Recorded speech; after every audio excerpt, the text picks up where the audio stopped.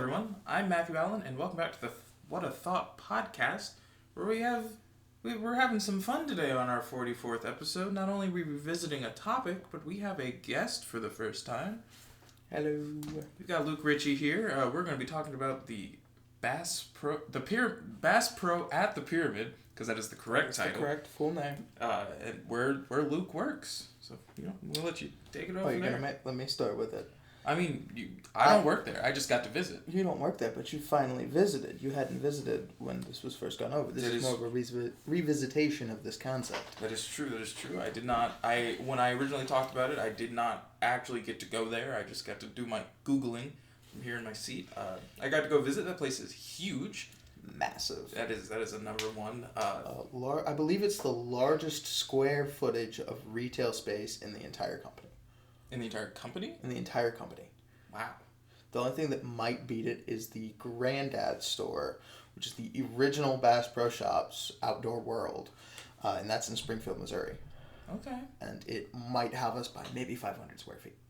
That's not much. No, it's not much when you're talking millions of square feet. Oh, yeah, that's... Or hundreds of thousands of square feet. Wow.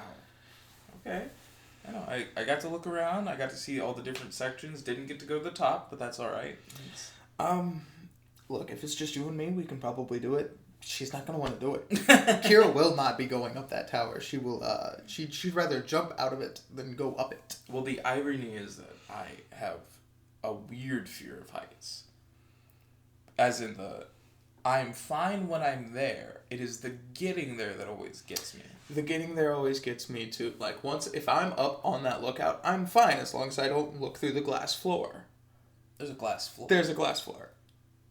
Why would they do that? So you can look down and see how high up you are. They have the same thing at the top of the Sears Tower in Chicago, and at One World Trade Center in New York. This is just like the ghetto version. That feels like a terrible thing for people that don't like heights. Oh. Yeah, actually, my buddy's dad was the management over the electrical company that did all the wiring in there. Wow. Yeah, Hayden, his dad. Okay. So he was up there before. He was up there with just a safety harness, no floors or anything. Oh, I felt that in my tummy. Yeah. Feel that every time I think about it. Yeah. Fuck that. Got to look around. Got to see the plethora of aquatic animals that get to just live inside of the shop, which is insane to me. Yeah. The two stories of the Bass Pro itself that are within that pyramid. Yeah. I got to eat fudge. Good fudge. It's a solid fudge. I chose a flavor that was a regrettable flavor because it was fudge.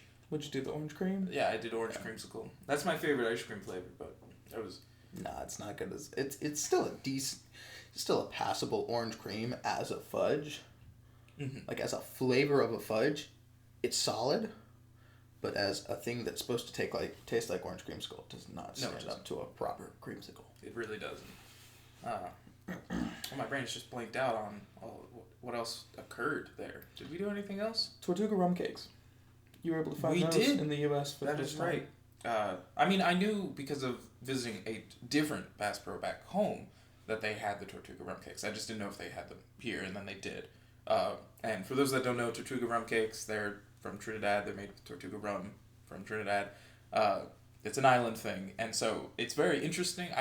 Personally, I haven't looked up. I don't know what deal they have that allows them to be the vendors in the United States to sell Tortuga rum cakes. It's very interesting to me.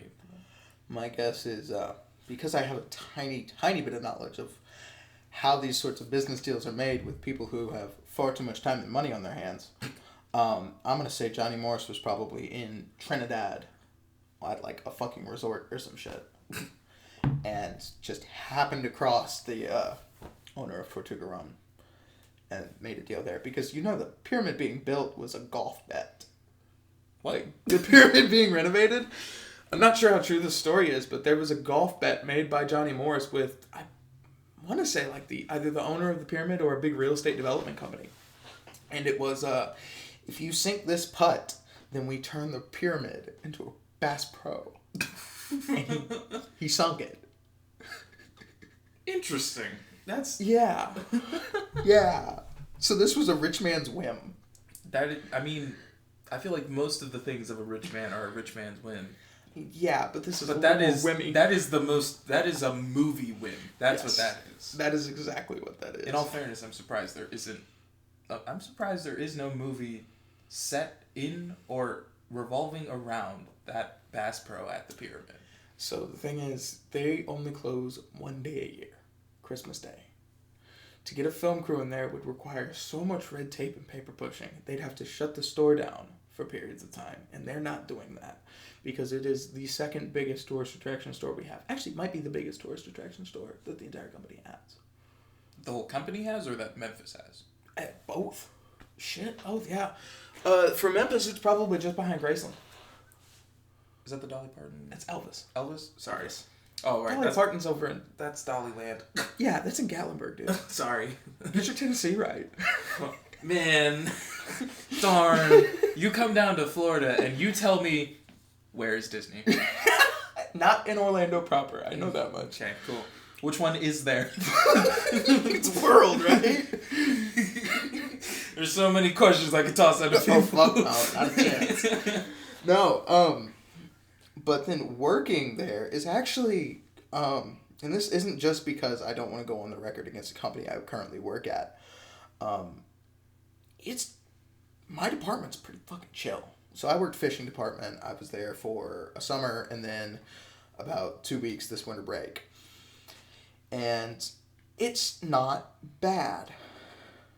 It's not bad at all. It's retail. Yeah, retail sucks. Yeah, but as far as retail places go, there are a lot worse places to work. I could have worked at a fucking Walmart, and I would have hated every second of it. I think every Walmart employee hates working at Walmart. I mean, yes, except for the ones that get, like, scholarships out of it.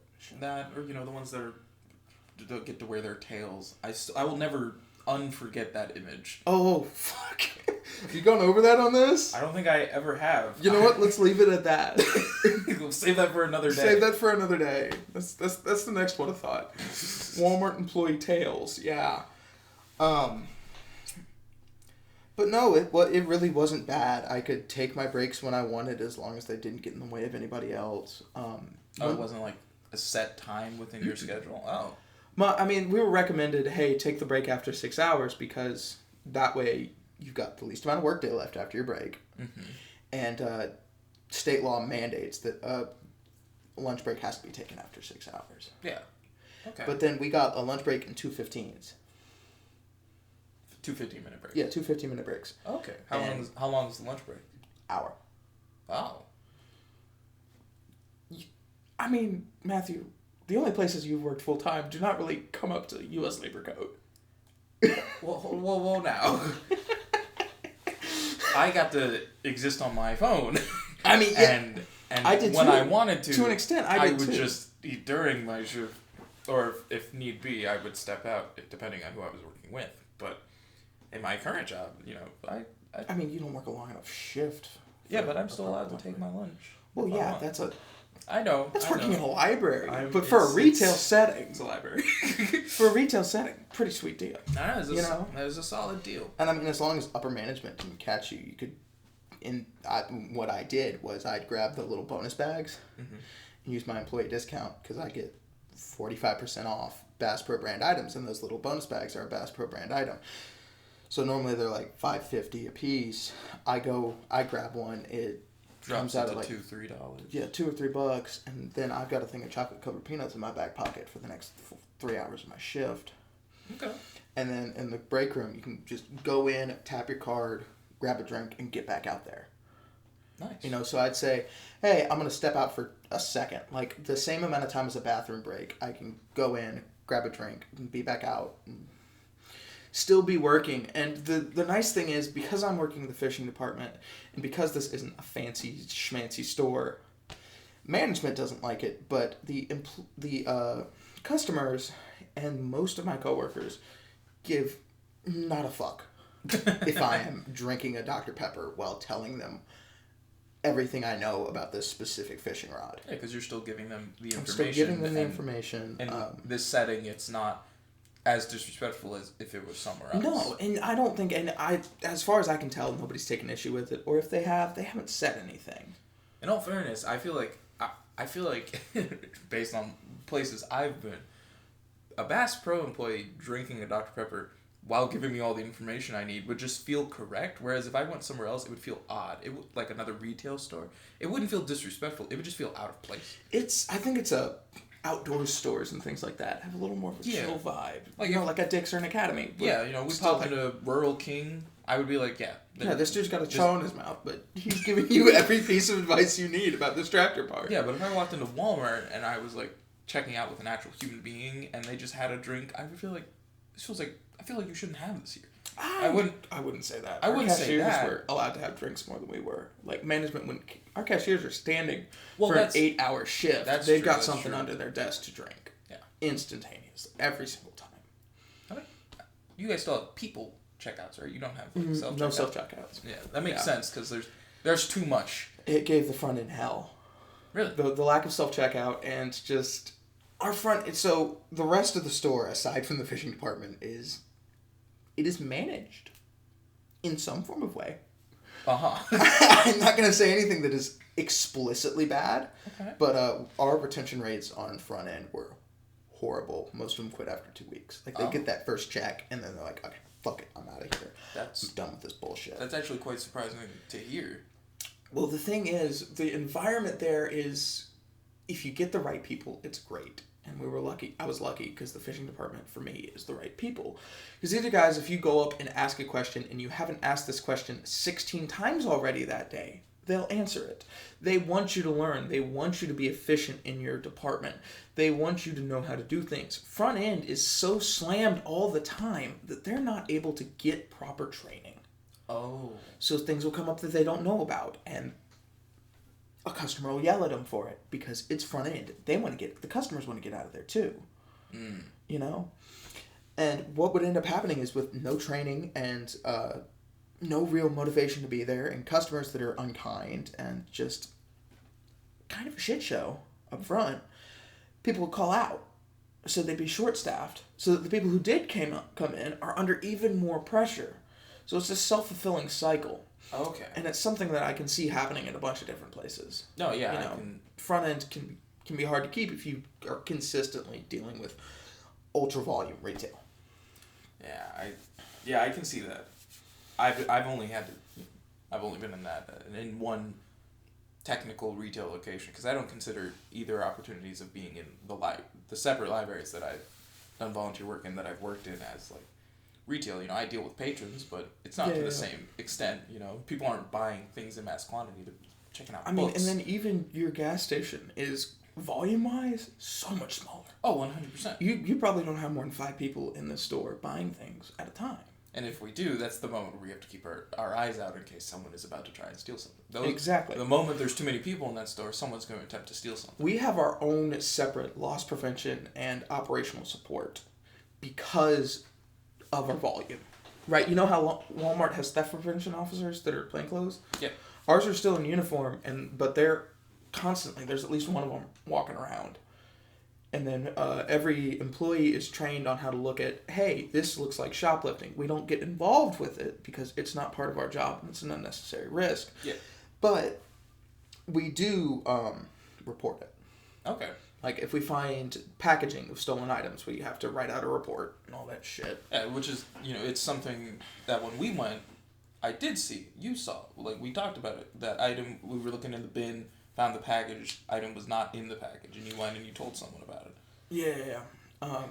Kira hates it when we go there because I go into work mode. You go into work mode? I go into work mode. No, I start organizing. I'm like, okay, this is it drives me up the wall because, oddly enough, I'm not an organized person, but oddly enough, organizing that workspace was something that I was able to take pride in.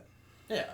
It's one of those things that, like, this thing isn't just like, oh, let me clean my room. It's, let me make this presentable. Let me make a person look at this area and be like, I want to look at this area. Because when you see something that looks like a disaster, you suddenly don't want to go into it. Yeah. And I mean, if it wasn't when it, I work night shifts most of the time, right? Noon to 9. Okay. Because store closed at 9.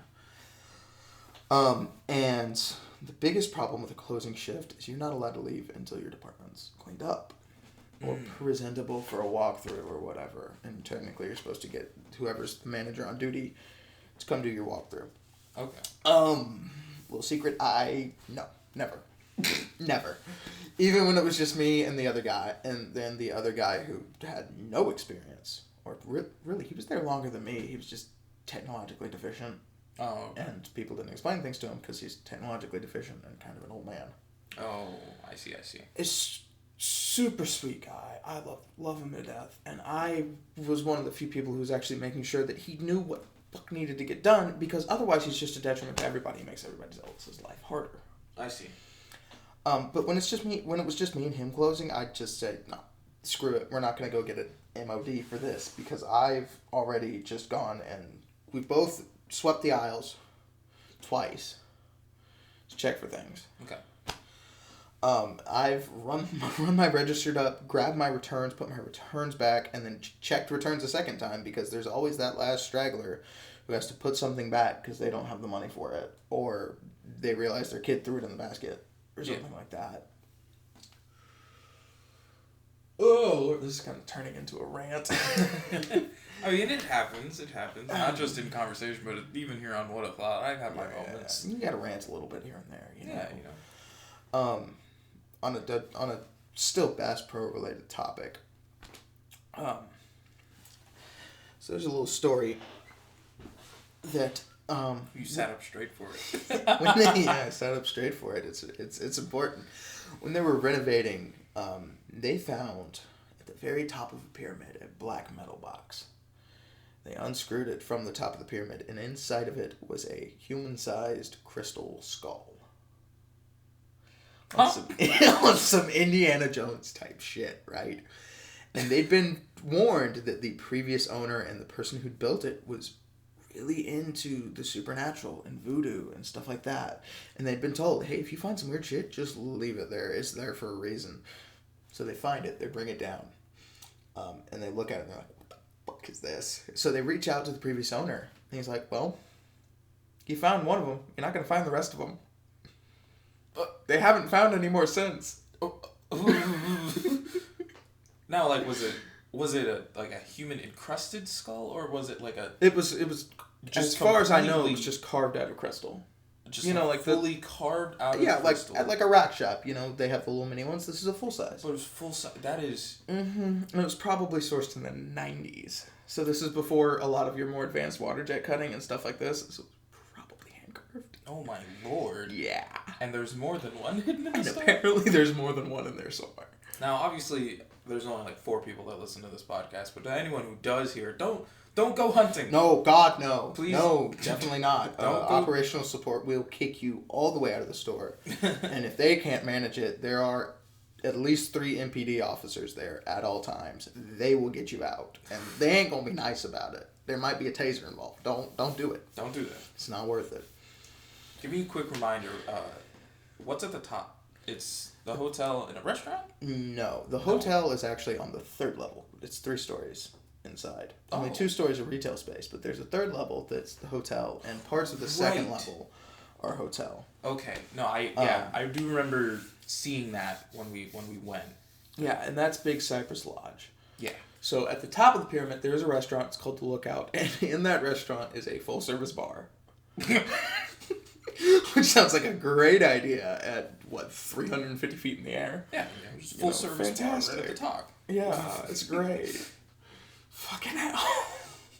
I went up there with my grandfather the first time I went up there, and I'm pretty sure he ordered a scotch and water while we were out on the fucking observation deck. Oh, they let you bring the drink out on the observation deck? I wouldn't be surprised, as long as it's in... probably not, actually. I don't think he went out on the deck with it, but, I mean... This is Doug Barry we're talking about. That man could probably pay somebody to let him get on the observation deck if he wanted to. Alright, so there's the lookout. There is the restaurant up there. The 3rd level, back down on the bottom, is the hotel. Yeah. Okay. There's a few things. There's some weird outdoor storage that they've got that's under some of the eaves on the pyramid, and that's where they keep kayaks and a lot of our display stands. Okay. So when I went and bought my kayak, for example, it was interesting. I was still actively employed and actively working, but it wasn't a work day, yeah. right? It was a day off. Yeah. Right now I'm on academic leave. Yeah. Just need to clarify that. I'm not commuting from Carbondale to Memphis every day to work. Because I'm in school, I'm able to do academic leave, keep my discount, keep my place, and still be able to come back and work shifts every once in a while. But at this point, I was still actively employed. Day off, go in, buy the kayak.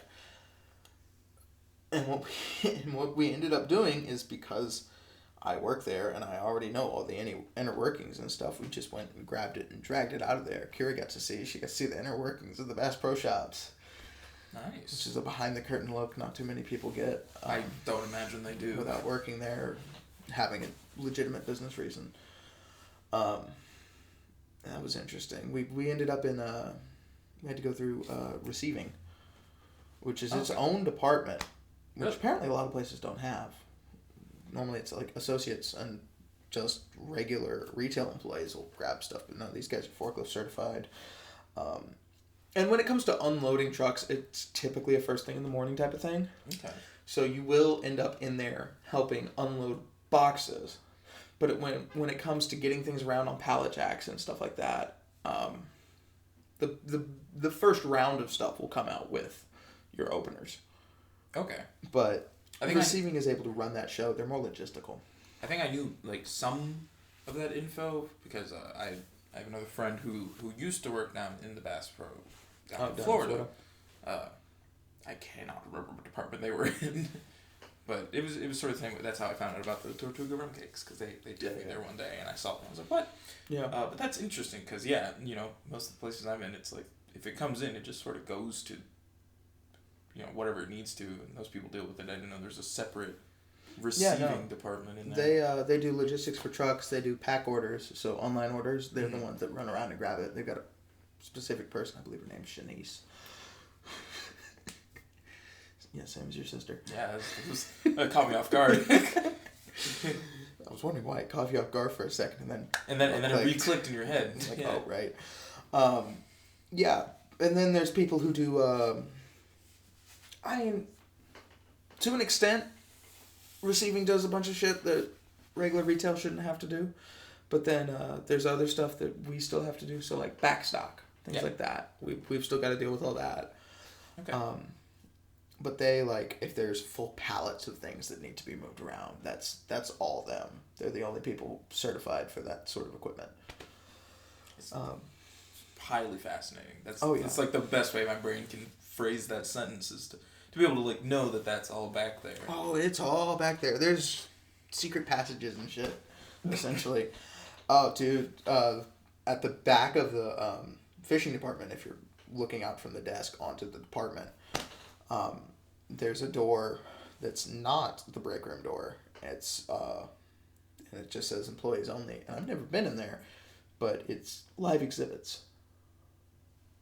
It's the people who run all the live exhibits. So all those pools full of fish, the gators, the ducks. Okay. They're the people who take care of all of them.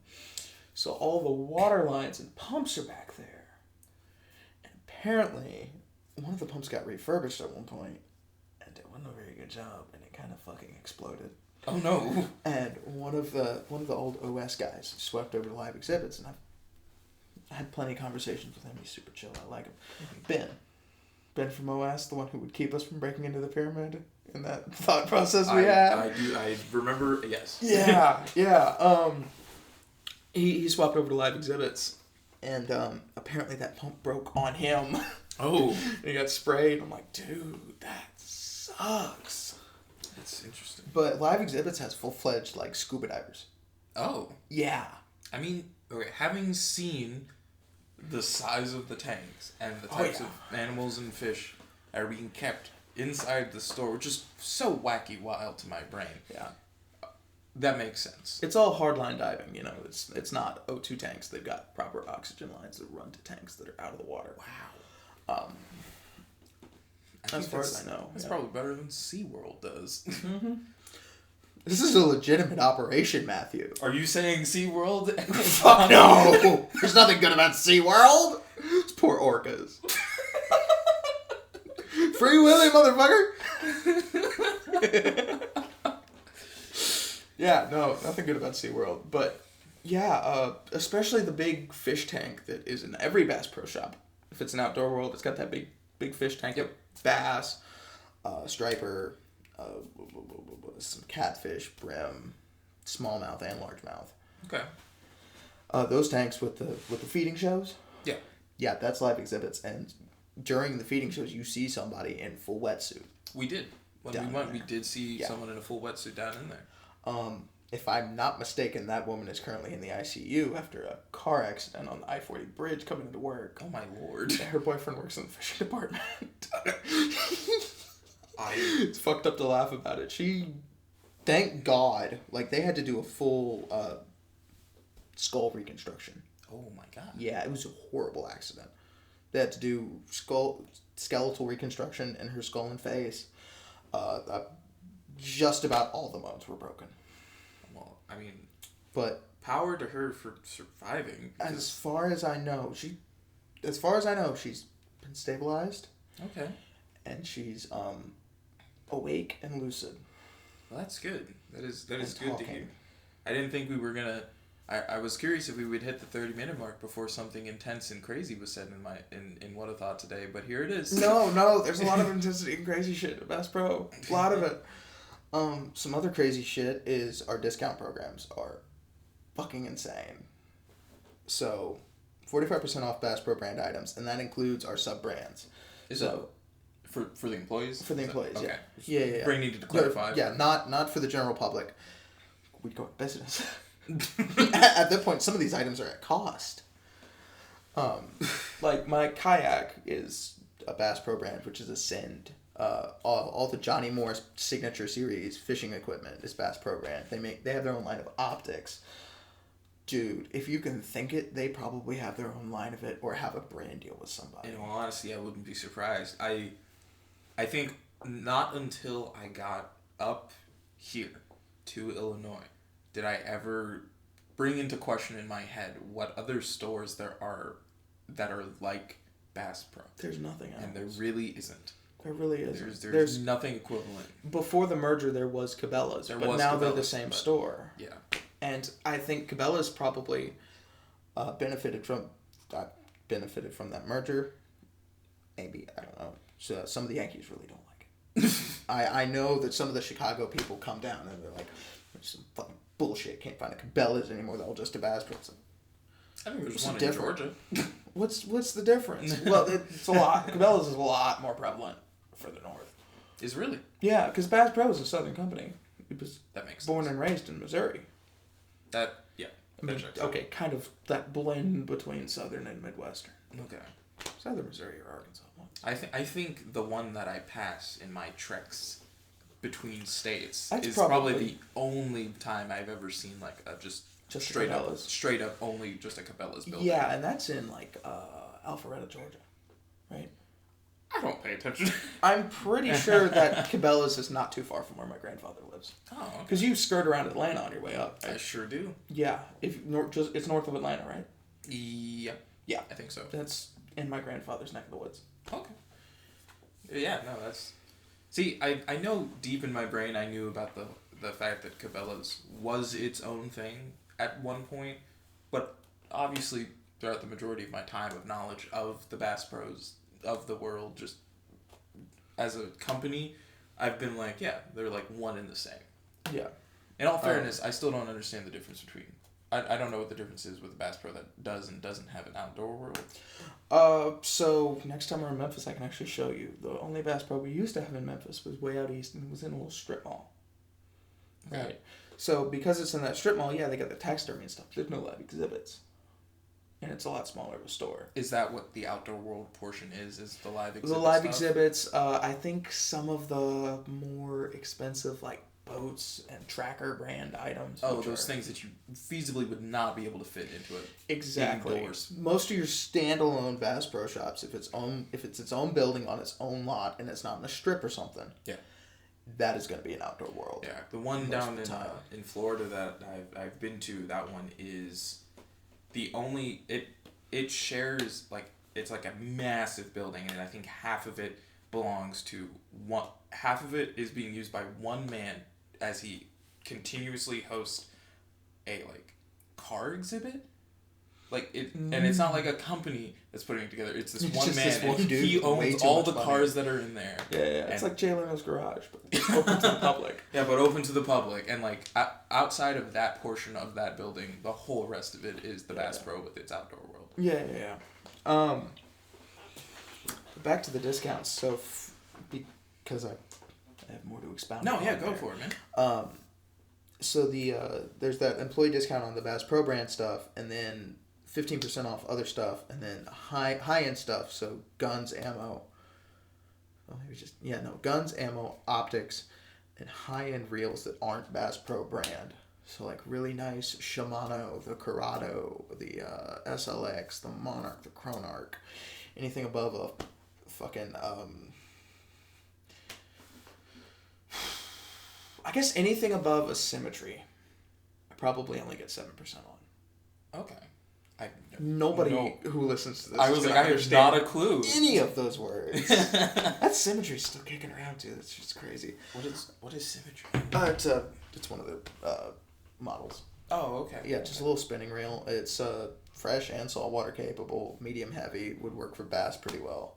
Like it's a perfect little bass spinning rod and reel setup, but it's also fully sealed bearings and stainless steel parts, so it can be taken out for light inshore saltwater fishing. Okay. Yeah, so you could run little like Jack Crevalle, like small Jack Crevalle around on it. Okay. Maybe small redfish, saltwater striper. It would probably hold up for things like that. I'm not going to recommend it because that thing is, I'm sure it's plenty strong, but it is very light for salt. Okay. Outside of our in-store retail discounts, though, Bass Pro Shops also works and finagles its way to be able to get employee pricing at other places, especially online. So Matt's current desktop, if I were to buy that with my Bass Pro discount, I would be able to get it underneath its retail price, taxes and shipping included. Yeah. This is stupid expensive. Yes, that thing is stupid. I'm still coming out over $1,000 on that, but you're not creeping up to that like 1,100 mark. Yeah. Yeah. Especially the tax. Like the base retail price on that is $1,092. Okay. Right, and then the base employee pricing on that is like $942. Yeah, and then tax pops. And then tax is popped on top of that, and that pops you up to that $1,042. Yeah. It's a good desktop though. It's a good desktop though. No, but I think that is kind of crazy. Is that for like all Bass Pro, like all Bass Pros and their employees everywhere? Like that's just you're nodding your head for me in that funny fashion that no one else can see. in that way that nobody else can see, but yes. Okay. Yes, dude. With certain dealerships, especially in the Springfield area, mm-hmm. I get preferential pricing and trade-in. For like cars? For like cars. Mortgages, Matthew. I can get discounts on mortgages. That's insurance, vacation rentals, everything. Wow. It covers every nook and cranny of life. Wow. Like everything they don't sell in the Bass Pro Store, there's some way for me to get a discount on it. Wow.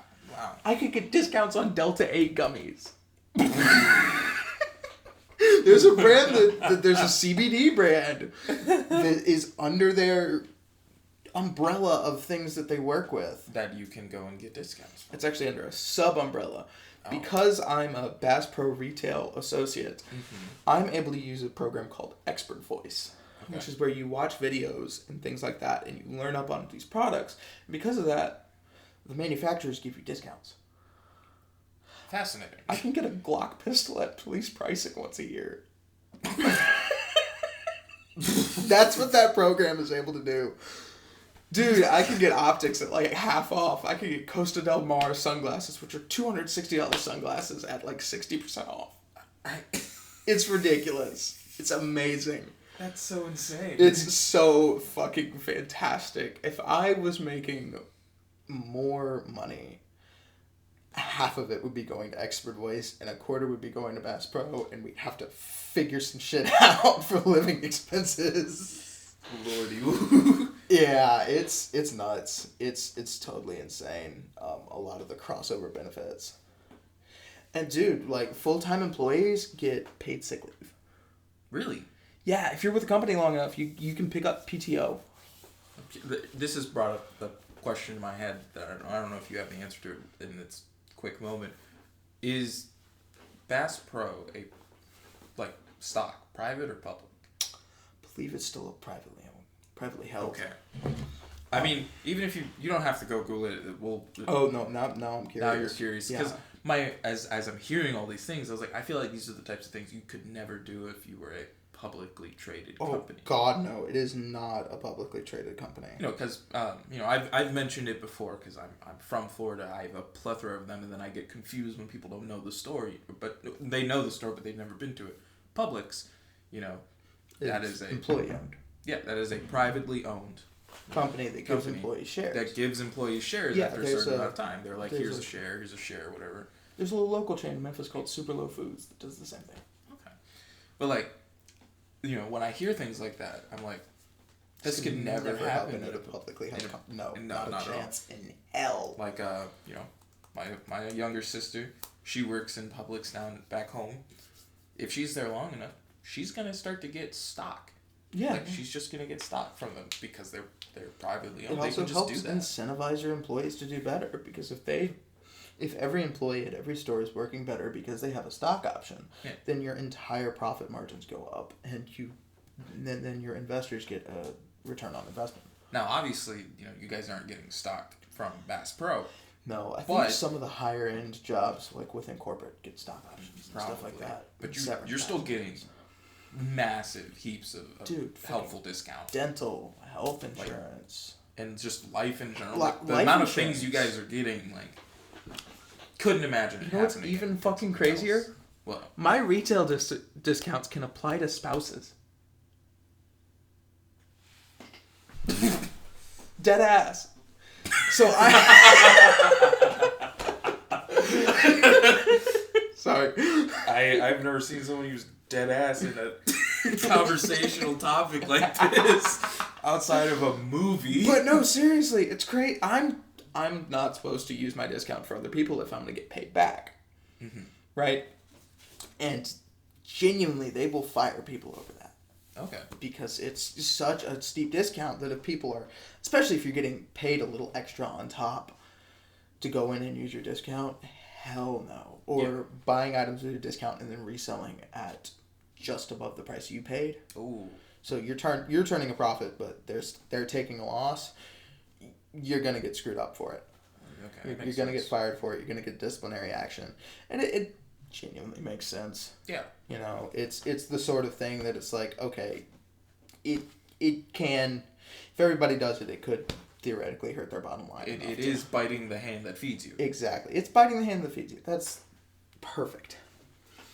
But I've definitely considered a courthouse wedding so that Kira can get the discounts.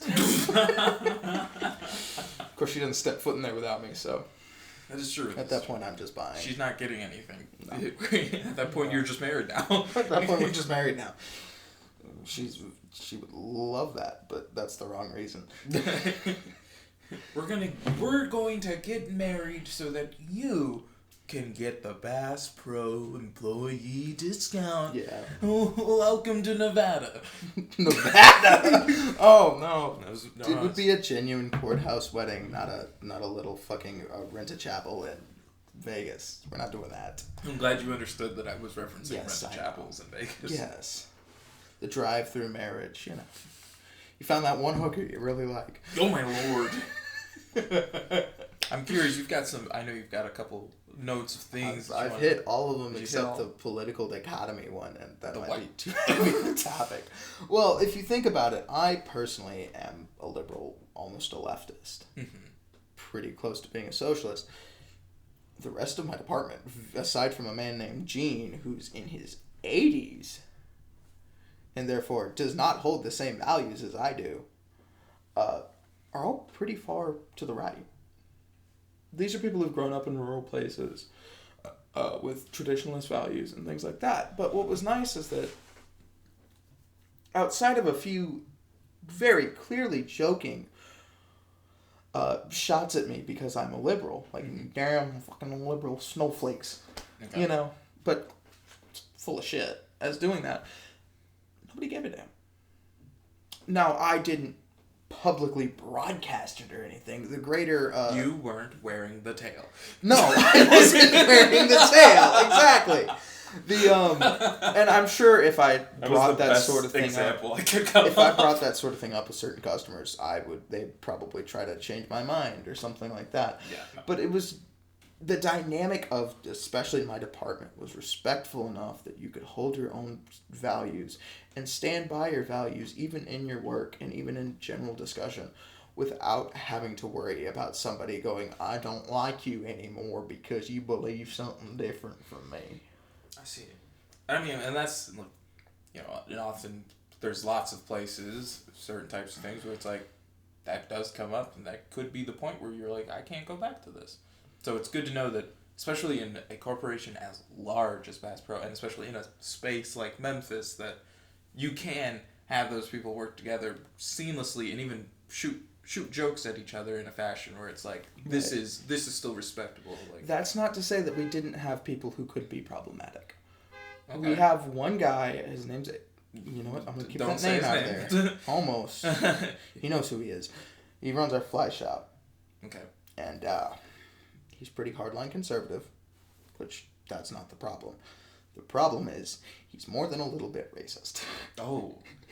He had some patrons who were people of color come in and have a discussion, and then, I don't know, there was some fuckery on both sides, Mm-hmm.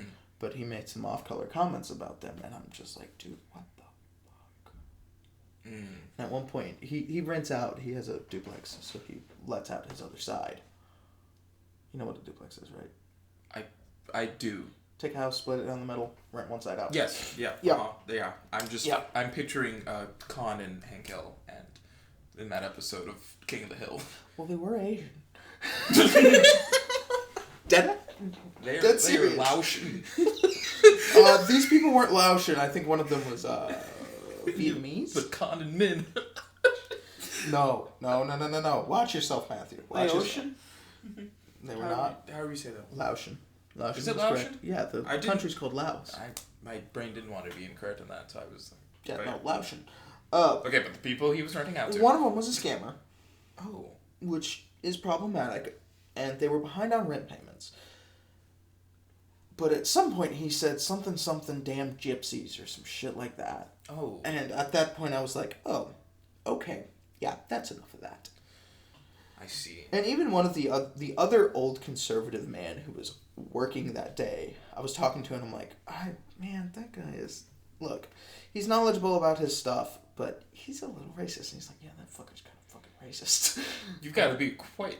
you gotta be very open about what you do. Openly racist to get. This is a guy that you have to be openly racist to get him to say, yes, that person is racist. He's not racist himself, or at least not to any extent I've seen. He's treated everybody equally. He really likes football, so when he sees a large athletic black man, he goes up and talks about football, which might end up being problematic for him one of these days. But I swear to God, it's just because he loves the game so much. Like, we have 300-pound guys come in and they're like, hi, and he's like, dude, did you play offensive line? I was a running back. And I'm like, oh my fucking God. Somebody's gonna hurt you for this. It's not the I'm trying to be an evil person racist. It's that kind of... He doesn't realize that it can be construed that way. It's that Kira shit. It's that... You didn't have to call her out. We know. Oh, God. I hope she never listens to this. I'm a dead man if she does. Comes out tomorrow. Recorded on a Sunday. Comes out on a Monday. It's like Solomon Grundy. Yeah. But aside from those little instances that were not so pleasant, most of the time, everybody was fine. That's good. Granted, there was only one person of color in our department. He was kind of a crotchety old bastard. Yeah, he was interesting. It was more. I think a lot of me perceiving him as being crotchety was due to the fact that he didn't talk much. When he wanted things done, he wanted them done. He was serious. He was very serious about work. Okay. And he had a bad habit of leaving the second the clock struck 9 p.m. because he wanted to be home with his wife, which totally understandable. I was in the same boat, but damn it, dude, these aisles are a mess, and you're leaving me here alone. I see. Yeah. Yeah. But it's fascinating. It is fascinating. You have any other final stories you wanna toss out there before we close out? One of my favorite things to do was because a lot of people are coming in from out of town, and they're staying more than just a night. I give them tips and tricks of here's what to go do around the city of Memphis. Okay. You know, like good barbecue recommendations. Just to get these out here, here are my barbecue recommendations for anybody who might want them and may hear this. For a barbecue sandwich in Memphis, go to Payne's Barbecue. For ribs, I personally go to the barbecue shop, but the commissary and rendezvous are options. Rendezvous is expensive, commissary is far away, especially if you're in the city center. And then, and for burgers, there's this little ghetto ass joint called Roxy's Grocery on 3rd Street in downtown Memphis. That motherfucker. Whoo! I like that your whole voice changed to say that line. Oh, of course. It's Roxy's on 3rd, dude. I'm not gonna... I'm gonna do that place justice, damn it. It's a dirty little corner store, but god damn if those aren't the best burgers in town. Okay, nice. I swear to God. One thing I did notice is that my city tends to have a bit of a bad reputation in the eyes of the general public, especially them white folks from the suburbs. Like, people that come from Kira's neck of the woods. Oh. Would come down and be like, what area is safe for me to walk around with my child? And I'm like, nobody is going to steal your kid. They don't want him. He would probably bother them for V-Bucks. And second of all, the police are going to look for a little white boy. And actually try. You didn't have to toss out that truth like that. You didn't have to do that. Oh, yeah. So people just don't. They just don't. And also, no, people just don't grab little white boys because the police are actually going to come looking for them. People who do bad things aren't necessarily stupid. Is that, you think that's a sentiment of folk like that from the north? Because, in all fairness, down... No, it's just suburban. Just suburban? Just the people from the suburbs. I mean, am I in a suburb? Yes. You're in a suburb. Yeah. Claremont is a suburb. It is a suburb of Orlando. That is a town. City? City. That is a city. Claremont? Is a city, yes. How many people live there? It's supporting 3 separate high schools. That's a lot. So is Lockport. Would you call that a city? I don't know. I've never been to Lockport. But what I was going to say... So it's Carbondale. Would you call it at least a what city? I was going to say was down for the south. In those suburbs. I don't think anyone thinks that way about Memphis, which is fascinating. Like, not in that fashion of like, well, we don't talk about Memphis. Like, Memphis has been brought up before by other people, but I've never heard it brought up in a negative tone. So a lot of things, a lot of it comes from people in our own suburbs. Oh. Yeah, Collierville, Germantown, Millington especially, Arlington. It's the rich racist white folk and the poor racist white folk. And occasionally you get a smattering of people who are poor and white and not racist, and rich and white and not racist, but they wanted to get out of the city because there's better employment opportunities. The amount of commuter traffic we have is insane. I've seen non-traffic of your roads, and your roads scare me. That's the only thing about Memphis that scares me so far. Oh, the potholes? Potholes and the drivers. The drivers are ass. It's horrible. It's worse than Carbondale, but in a different way. And it's funny because having driven in Florida, I'm like, these Carbondale drivers mean nothing to me.